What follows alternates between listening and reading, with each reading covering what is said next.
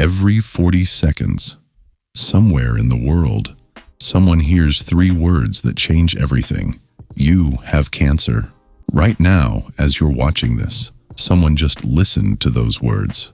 And in another 40 seconds, someone else will. But here's what should really stop you cold. 4 out of every 10 people will face cancer in their lifetime. Not someday, not maybe. Statistically, almost half of us. You, me, someone we love. But before you click away, before the fear sets in, I need you to hear the twist that could change everything. This video is for educational purposes only and is not a substitute for professional medical advice, diagnosis, or treatment. Always consult with your healthcare provider before making significant dietary changes, especially if you have cancer or are at increased risk. The information presented here is based on current research, but should not replace personalized medical guidance. Now, here's what the statistics don't usually tell you. The World Cancer Research Fund estimates that approximately 40% of cancers are preventable, not with magic supplements or miracle cures, but with something far more powerful and accessible: the choices we make every single day, especially what we put on our plates. I want to introduce you to someone. Her name is Lisa, though that's not her real name. She's a breast cancer survivor who recently shared her story. She wrote, "I have a massive sweet tooth, especially for sour gummies. For the next 2 years, I will be giving up all candy and baked goods." 2 years. That's her commitment because she learned something that changed how she saw food forever. Cancer isn't just bad luck or bad genes.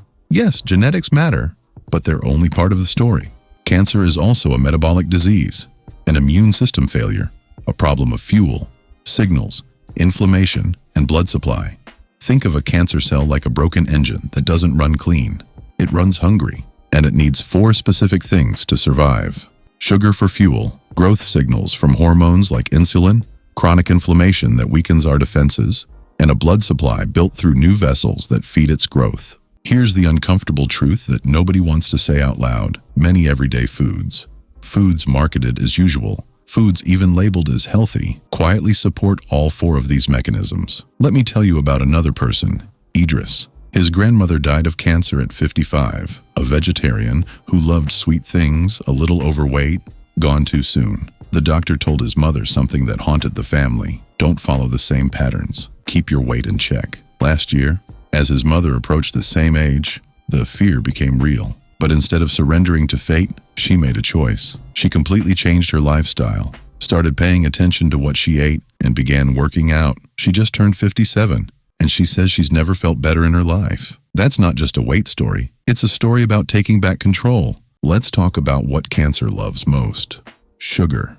Cancer cells are addicted to glucose in an almost shocking way. There's even a name for it: the Warburg effect. Even when oxygen is available, cancer cells burn through glucose aggressively, like a fire with a gas pedal stuck down. And when we flood our bodies with sugar, we don't just directly feed cancer cells. We trigger insulin surges, which in turn stimulate insulin-like growth factor 1, IGF-1, a growth factor that signals cells to grow, multiply, and expand.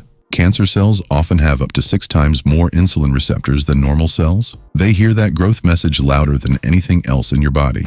The worst offenders are everywhere: pasta, soda, candy, pastries, white bread, processed snacks. Anything that spikes your blood sugar fast is sending an invitation to cellular chaos. But the damage doesn't stop there. Chronic high sugar intake drives inflammation throughout your body, increases oxidative stress, damages your DNA, and weakens immune surveillance, which some scholars refer to as the body's CCTV, which is supposed to catch abnormal cells before they become dangerous. Here's where it gets personal again. Another survivor, Grace, someone who battled breast cancer back in 2012, shared something beautiful. "One lesson I'll never forget is how fiber-rich foods helped my recovery. Loading up on lima beans, vegetables, muesli, and berries kept my digestion strong and my body resilient through chemo." Food is medicine, and it can be our first defense against cancer. She discovered what researchers are now confirming: that when we replace refined carbs with low glycemic, high fiber foods like vegetables, peas,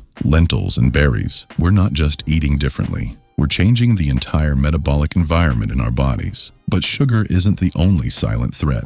Let me tell you about something most people have never heard of: aflatoxins. These aren't food additives or preservatives. They're natural poisons produced by a mold called Aspergillus that thrives in warm, humid environments. Aflatoxins are among the most potent carcinogens known to science, strongly linked to liver cancer, and they show up more often than people realize in bread, in nuts, corn, and smoked meats. When cows eat contaminated feed, a version called aflatoxin M1 can even appear in milk and dairy products. This doesn't mean bread is evil. It means a small amount of mold in one bread has spread to others, so just discard it when it is sighted. Choose nuts grown in dry, regulated regions. Buy from brands that test for aflatoxins. Inspect what you eat.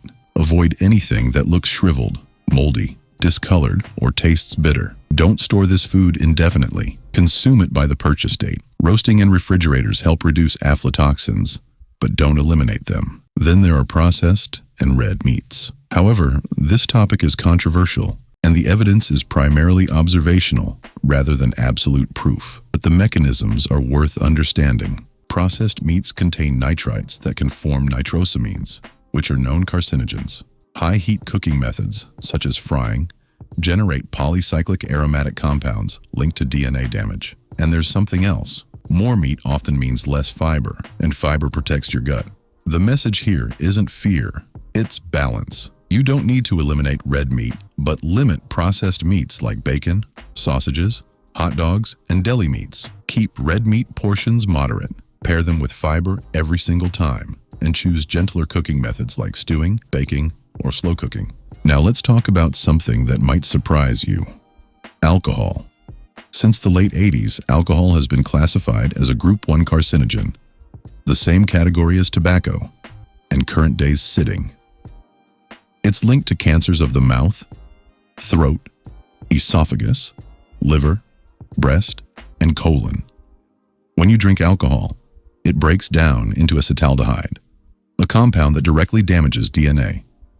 It interferes with DNA repair mechanisms, depletes essential nutrients such as folate and thiamine, and even acts as a solvent, facilitating the entry of other carcinogens into cells.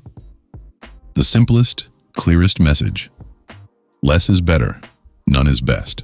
Think about Lisa giving up her beloved sour gummies for 2 years. Think about that mother who refused to follow her mother's fate and changed her life at 57. Think about the woman who discovered that lima beans and berries were medicine during her darkest fight. These aren't stories about restriction. They're stories about power. Every meal is a choice. Every snack is a signal you're sending to trillions of cells. You don't need to fear making better choices. You need clarity. You need to understand that cancer isn't just something that happens to you.